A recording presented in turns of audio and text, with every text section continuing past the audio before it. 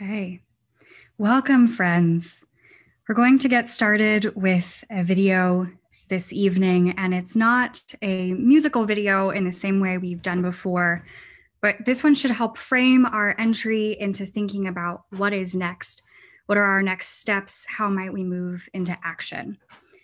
And this video is very Jesus and Bible-centric. So if that doesn't speak to you, I encourage you to listen for what might rise around the work that we're doing here together. This person, Brandy, who many of you have seen this video because Lisa posted it on the classroom. She's speaking from her own experience and her own tradition.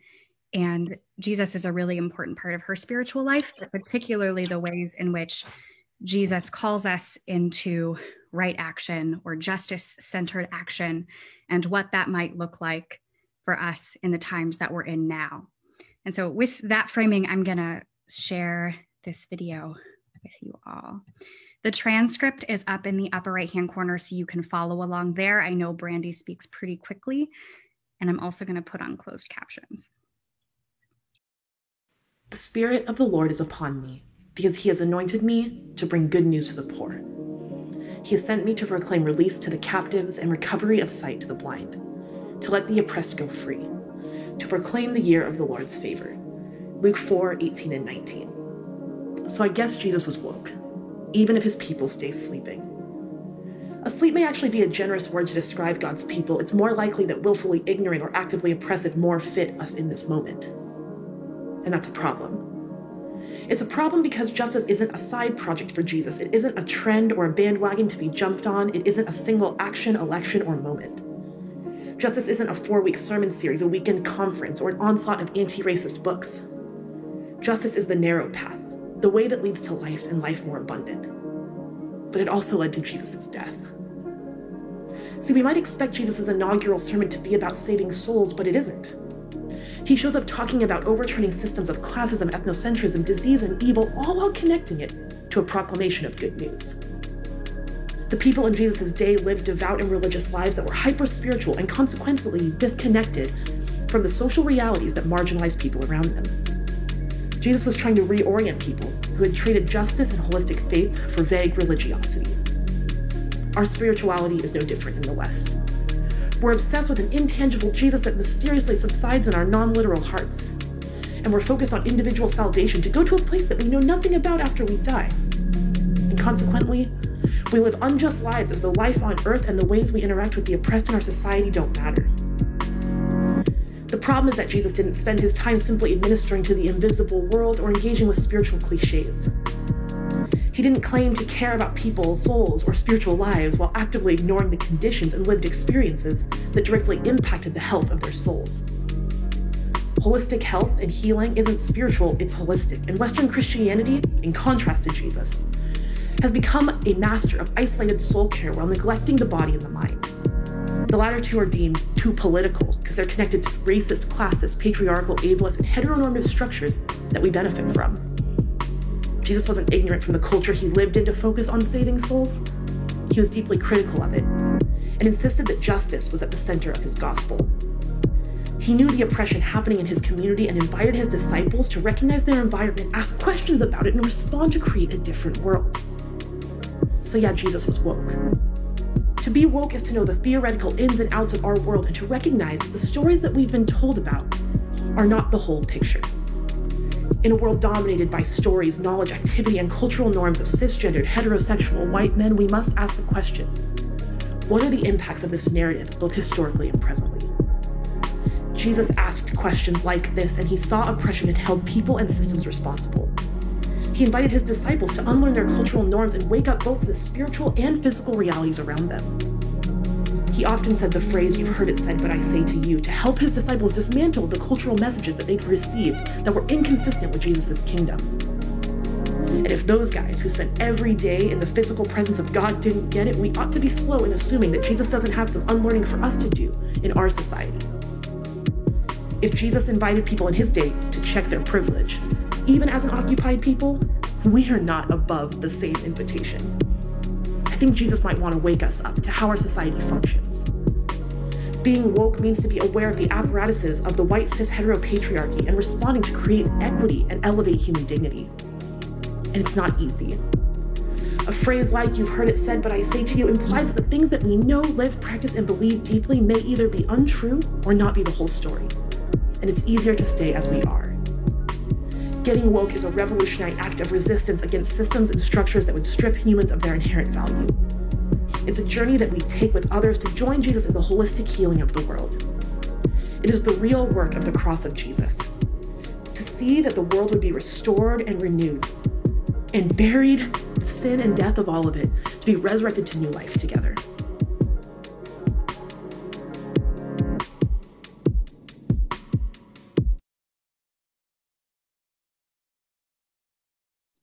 Amen.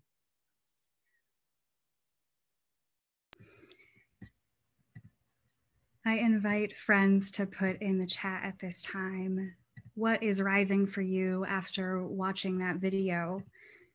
Some questions that rise for me are, what does this justice look like? What does it mean for us in the context of being a faith community or people of faith? How might we be attuned to what people's material realities and lived experiences are in our communities and our meetings right next to us? And what does love and faith here require of us? And what does it look like for us to follow the call to, 1, recognize our environment, 2, to ask questions about it, and 3, to respond to create a different world? That's some of the work that we're engaging here together. People are going to have different reactions to that video, and I hold and understand that. I ask that friends, if this doesn't speak to you, if the Jesus language doesn't, this is not a requirement of this course, and it's not a requirement of our Quakerism, but it's one place in which some people in our history and in our community find meaning. But I think we can resonate with the life of Jesus in the way that life is embedded in American culture and in Western culture and in the structures in which we live. And so I encourage us to think about the ways in which, even if Jesus isn't our personal, isn't something that personally resonates with us, that it's something, that is embedded in our culture, and that this call can speak to us regardless of your belief in that. And now I think it's time for us to turn it over to Kate from Monadnock, who's going to do our land acknowledgement. Okay. We got this land acknowledgement from a website from the New Hampshire Indigenous Collaborative Collective. And so this is their recommended, it's a takeoff on their recommended land acknowledgement. So, excuse me. This event is taking place on Nadakana, which is the traditional ancestral homeland of the Abenaki, Pennacook, and Wabanaki peoples, past and present. Some of these peoples are currently lacking federal recognition, although they have ongoing spiritual and cultural connections to the area. The land itself continues to be unceded. We humbly acknowledge the Alnabak, the Abenaki word for people, who have stewarded Nadakana throughout the generations. And we humbly acknowledge our responsibility to respect and care for this land and its waterways. And every time we do this land acknowledgement so far, we've explored a couple of words. And in this case, Wabanaki and Abenaki both come from the combination of two words. Woban is east, and Aki is dawn or east, and Aki is land. So it's the Dawnland peoples. And Winnipesaukee, the Lake Winnipesaukee, apparently has a number of translations. This one is Winnie or beautiful, Nipe, water, Kis, high, and Ake, a place, meaning literally the beautiful water of a high place. So we like to explore local names like that every time. So thank you. Good evening, friends. And thank you, friends from Monadnock, for that land acknowledgement. We'll now transition into our small group check-ins, and tonight we'll be sharing our responses to one of the following questions. The first, how are you understanding the work of reparations and/or right relationship now? The second, coming into this last session tonight, what is up or alive for you? These have been posted in the chat as well, and we'll have about 15 minutes together in our small groups to share about these queries.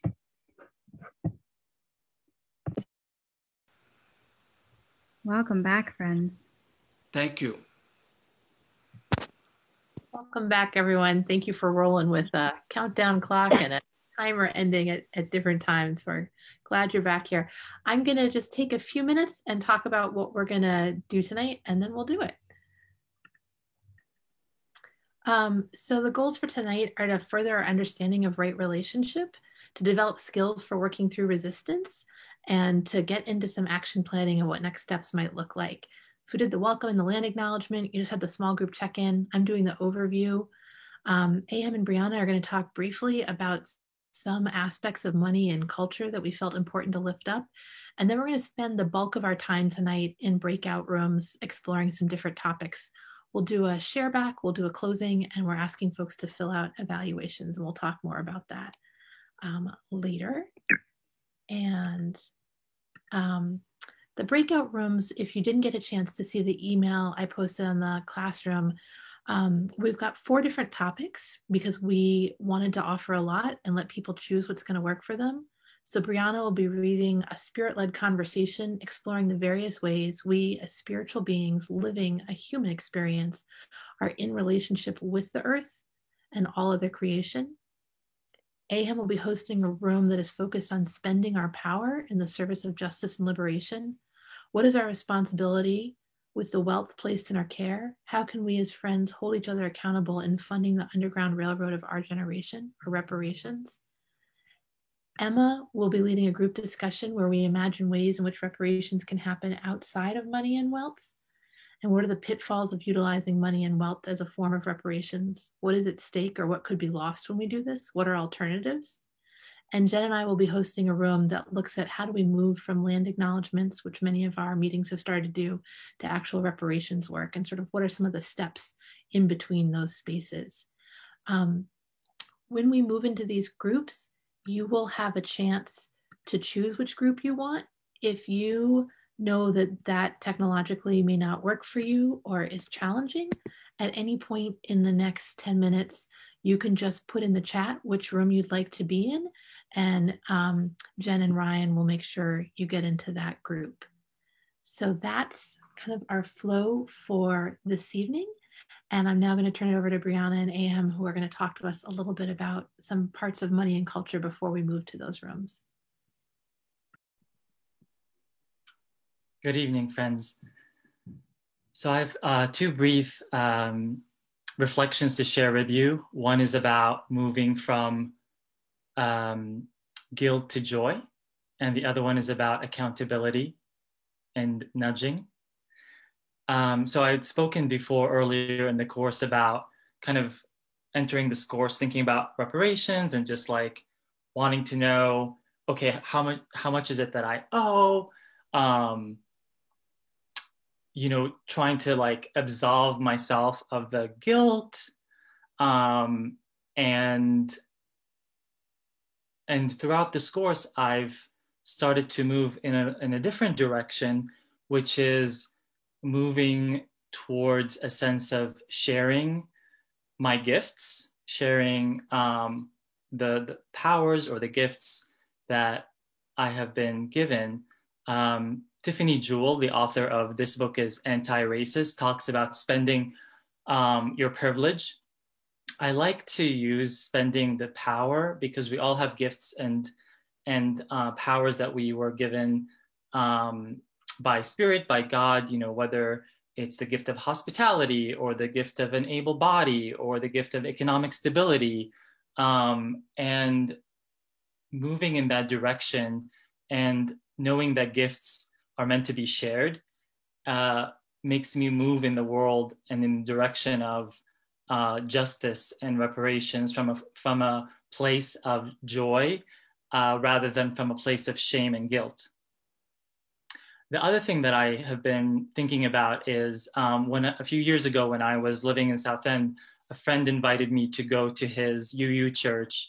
So I went a few times, and one of their practices is to pass around the offering plate.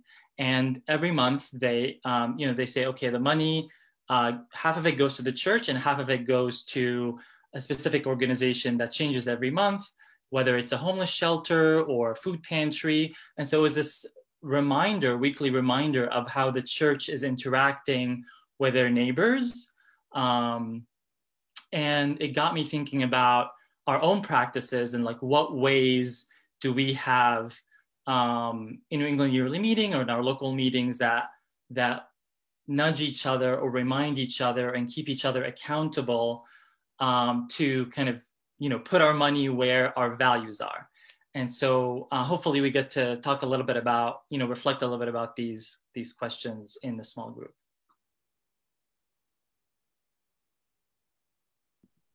Thank you, Aham. I just wanted to share a little bit with you all, since I unfortunately missed the last meeting. As I think you all know, well, I was out in Minnesota, standing in resistance to the Line 3 pipeline being built out there and following Indigenous leadership of the Anishinaabe and Ojibwe people. And it was my first experience of direct action in such a kind of harsh front lines environment we had a long distance to travel, a lot of frigid, below 40-degree weather to deal with. Police were kind of ramping up, escalating their efforts, and there's a lot of just a lot of stress that came from the trip, which is part of why I needed to take some time away last week. And one of the things that helped me really stay grounded and feel very supported in that work, and especially in going to these Indigenous camps, is that I was gifted from the generosity of some people in this group and people from my home meeting and my family and many other people in my spiritual communities, gifted just this tremendous amount of resources, both financial and in the form of goods, of winter sleeping bags and camp pots and pans and winter socks and things that we could donate to the camps to keep them warm. And there's just this sense of these gifts are being freely given with no expectation of return or of any exchange of what that money was being used for, with the trust that it was being given with integrity and would be then gifted and shared again with integrity and generosity of spirit. And that's where I want to just talk about a little bit what it means to really share our resources freely without this burden of, as Khalid Keith Perry shared in the video that was part of our pre-homework for a few weeks ago in the conversation with Lisa, he brought up this idea of the seed of the serpent, that there is a place in all of us that Quakers have always felt is kind of the seed of ego or evil, or the seed of the serpent that we need to work diligently each and every day to kind of remove from us. And my perception of money, both in my personal life, what I've been raised with a core belief of, and what I see many, especially Quakers, especially white Quakers in New England also feel similarly, that there's kind of a core belief that money is derived from the root of the seed of the serpent, and therefore money is unclean and should be very carefully disseminated and really watched carefully. And as I was talking with a mentor about some of this today, they brought up this term of integrity surveillance and enforcement around money matters. that there's this sense that because money is inherently evil and comes from the seed of the serpent, that we as Quakers, as friends, need to have this really intense attachment to it, and need to know where it goes at all times and what it's being used for and how much is going to whom. And we kind of just have this strange relationship with it. And so I'm just want to encourage friends to think about money and resources more broadly and start to expand your idea of reparations to include more than just financial giving back, especially with this idea that like humans and ecosystems and animals and people who have been oppressed are not resources that we need to pay back. That reparations is not simply an exchange of financial resources. There's so much more that goes into it. It needs to be included and thought about and felt in the body, and expressed in so many more ways than just through finances and resource sharing. And that money, rather than being seen as something that is derived from the root of this serpent, can actually start to be seen as simply a resource that doesn't need to have any kind of attachment of judgment to it whatsoever. It's simply a tool that can be used for the completion of reparations work, or not completion, but continuation of reparations work, and that we can be outside of the judgment of it. I think that was all I wanted to say, and I also really appreciate Aham sharing about moving into justice and reparations from this place of the joy of like, it's so fun to share and to know that your resources are going to really help communities and people who deserve them and are in need, rather than that from that place of shame and guilt that so much money trouble seems to stem from. Thank you. Thank you, Brianna. Thank you, Aham. So we're going to move into breakout rooms in just a moment. I've reposted what the rooms are. You'll have a choice. If you end up in a room that is not working for you for whatever reason, you can click the leave room button, which on most devices is blue and in the bottom right. You'll come back to the big room, and then Ryan will send you to whichever room you'd next like to go. I'll also say that Melody, who is our elder when we're in breakout rooms, sits and holds us in prayer in the main room. If what you are feeling like is just some silent worship time, you're welcome to not go to a breakout room and stay here and worship too. That is a most welcome option. We're going to be in these groups for about half an hour until 8:10. When we come back, we'll have a brief sharing from each room. And so once you're in that room, if there's one or two people who can volunteer to take some notes and be able to share back just one or two kind of key points that synthesize your conversation, that would be great. Let me just check with my co-facilitators if there's anything else we need to share before moving to these rooms. Not seeing or hearing it. So great. Jen and Ryan, if you can get us to our rooms, and thank you so much.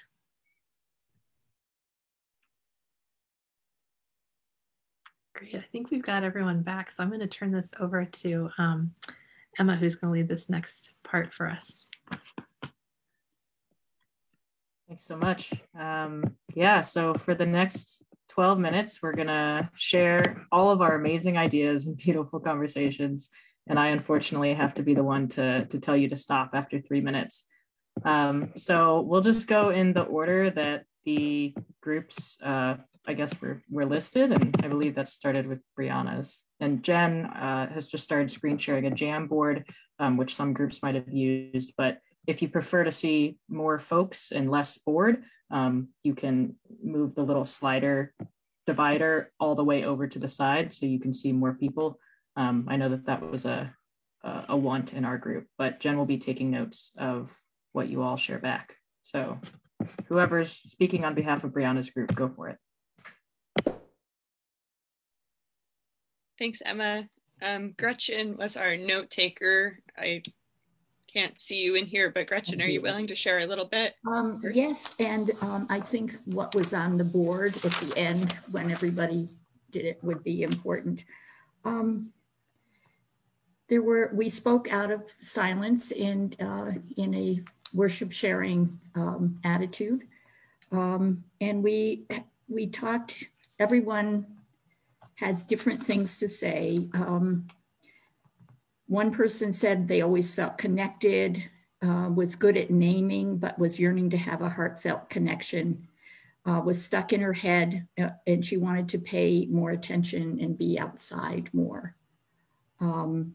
Another person felt that COVID had helped her to get out and started walking with friends early in the morning and felt a much stronger connection.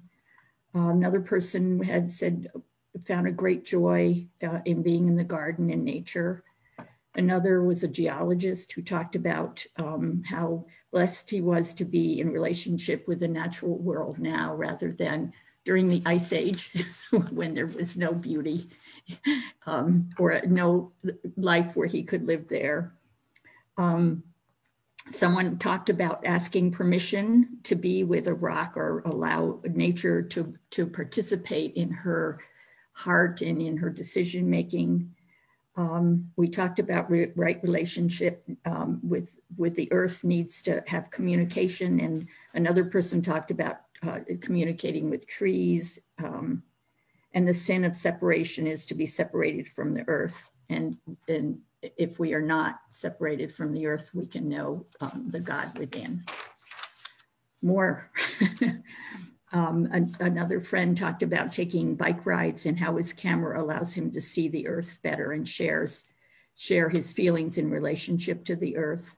Another person talked about growing up in Ohio and now is living in New England in a net zero home and is working at being respectful and with boundaries, and also his concern with the earth leads him to concern in politics, and there's some listing there.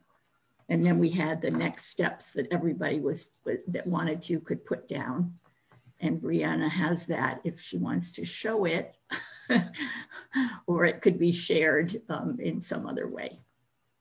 Yeah.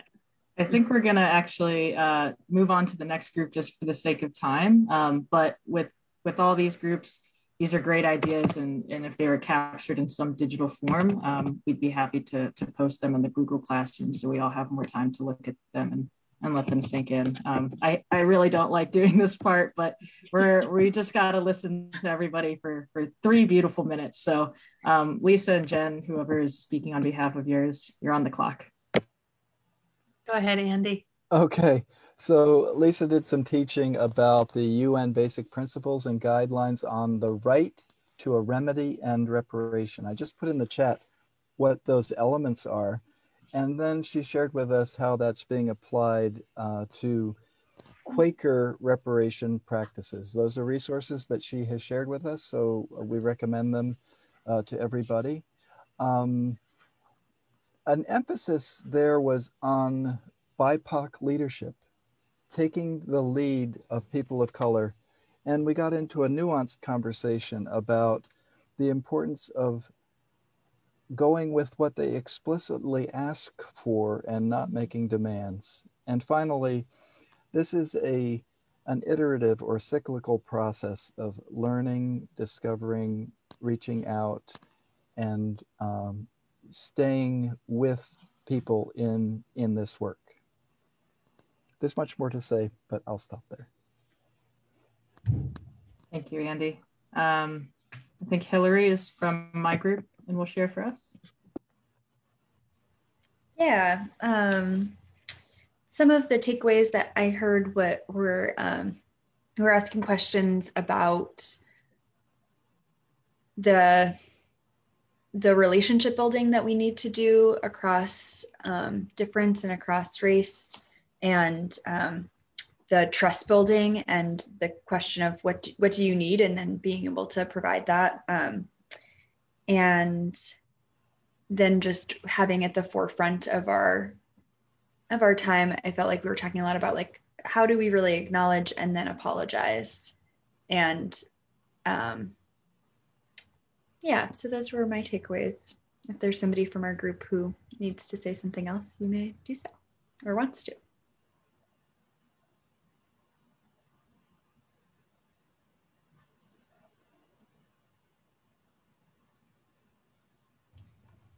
Often progress is made by small steps repeated frequently. I would say the overriding theme that I heard was the need for relationship and not being always quite sure how to do that.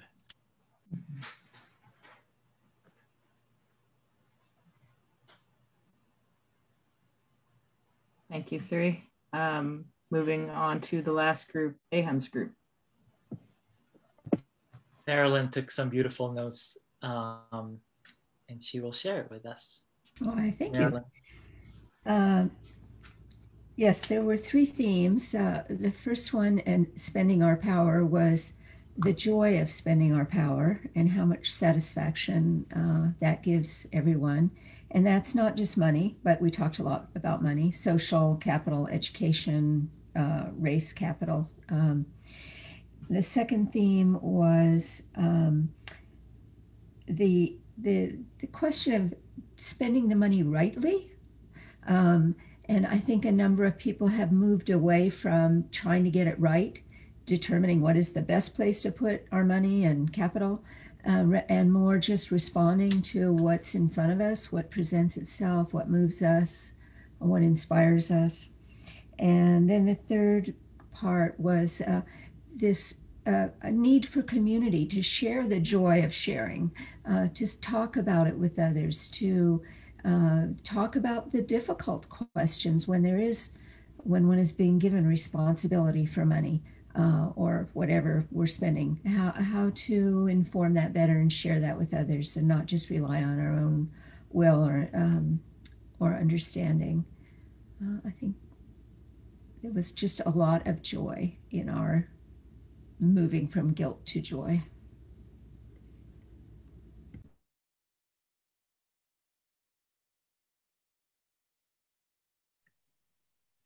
Thank you, everyone. We're in our last few minutes here, and I just want to touch on one piece that we named in the goals but didn't really get to this evening, which was about working through resistance. That whenever we try to get a group, whether it's our monthly meeting, our quarterly meeting, to do something new, there's going to be resistance. Some of us have been the resistors, some of us have been the people pushing. And there's also going to be resistance within ourselves, right? That whenever we get to whatever our living edge is, whatever is beyond our living edge, we're going to feel some resistance to. And one of my teachers always says resistance is bound energy, and all we need to do is figure out how to release it. And I find that really, really useful in the moments when I'm incredibly frustrated, because instead of how do I push against this thing till I can make it go out of the way, how do I release the energy that is bound in the moment?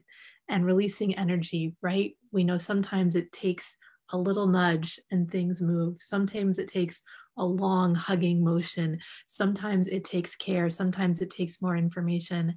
But the work we asked you to do in preparation for tonight of looking at, as you read about reparations, how you process it intellectually, how you experience it physically and emotionally, and how you respond to it spiritually, is a tool for noticing where energy is moving and where energy is bound. And asking you to look at the 4 eyes of the ideology, the internal, the interpersonal, and the institutional. When there's resistance, where and how is it showing up? And how can we use some of the other eyes to help us move it? And then finally, in using the water lily, right? Is the resistance just in what we're doing and we need to change up what we're doing? Is it in how we're talking about it and we need to have some more conversation? Or is there a core belief that is unnamed, that is inherently resistant to what we're trying to do, that we need to get down to, acknowledge, and address? And so we offer you those tools as ones of working through resistance. Our hope and prayer is that coming out of this course, the work all of you are doing before is enhanced, and all of us are leaving with a deeper commitment and toolbox to do more. In service of that, we want to share 1 or 2 opportunities that we have coming up. So if you read the email from me, we have money set aside coming out of this course, that if there is a project that you and some other folks at your meeting want to do that you don't have financial resources for, we've got some money, and you can submit a proposal on the Google Classroom by March 7th. And we will get together, whoever shows up on the 16th, it'll be the same time, 7 to 8:30, the same link, we'll send it out, and we'll decide how to fund those projects. In the same vein, we have $1,000 set aside for financial reparations. There's lots of ways that could go and look. And so if you have ideas about that, you can also make a proposal. And again, whoever shows up on the 16th will make that decision. We're going to have a reunion of this group on May 11th to check in and hear about how people's work is doing.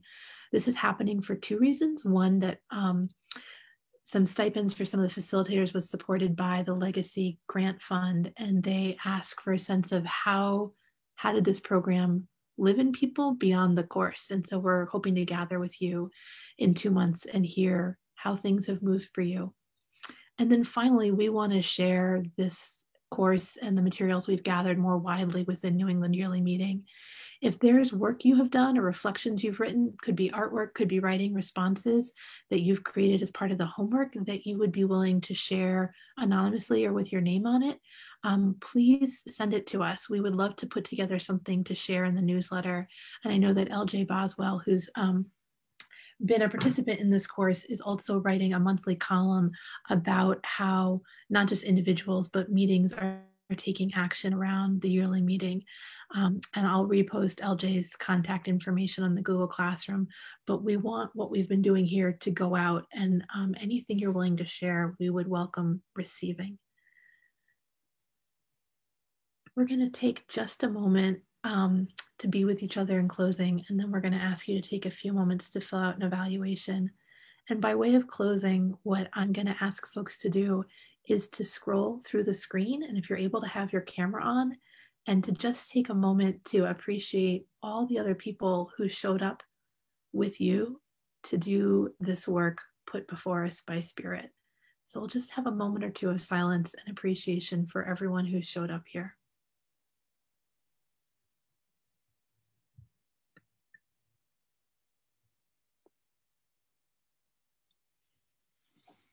I'm going to put my hand over my heart and my hand to the screen. So I am sending you my heart energy and care and gratitude.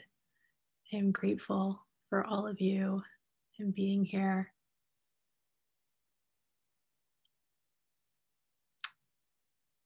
Brianna has a great opportunity to share with us. And while she's doing that, Jen will put the link to the evaluations for the course in the chat. And AM and Emma, if you also have anything you want to say in closing, please feel free. Thank you, Lisa. This is just a quick announcement and kind of update about some developments since I returned home from the Line 3 resistance work, which is ongoing and still needs a lot of support, and all of the links where you can donate money or other resources are still up on the Google Classroom.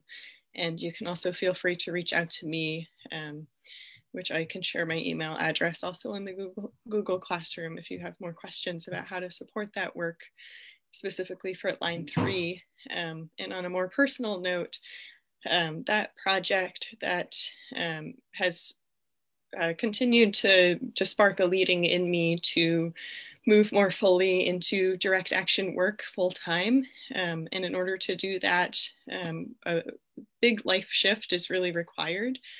And that means my partner and I are looking into moving into a tiny house on wheels in the form of a school bus, so that we can be available to the movement of the Spirit wherever it is calling us and wherever we are being invited to serve on the front lines in direct action resistance work, such as the Line 3 pipeline resistance.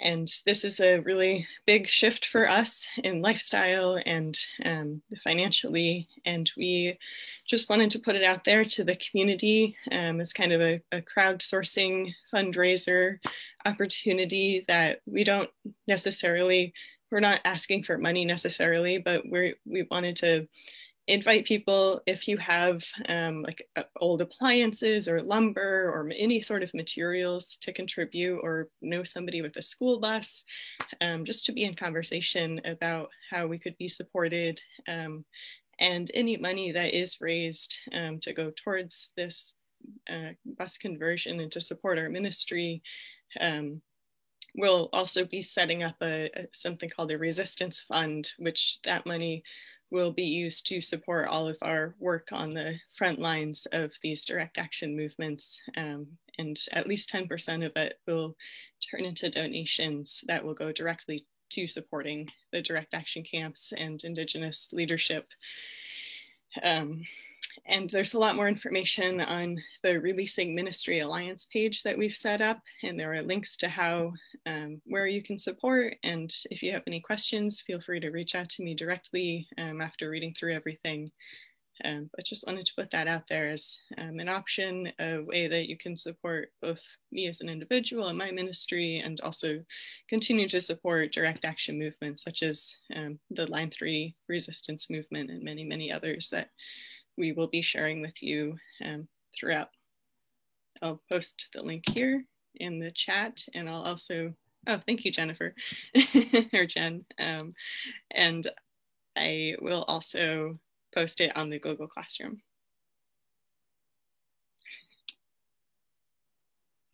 So thank you for taking a few minutes to fill out the evaluation. As we've done with past calls, we'll keep the line open if people want to chat at all or talk. We can also create a breakout room if you want to have a smaller conversation. But thank you, everyone.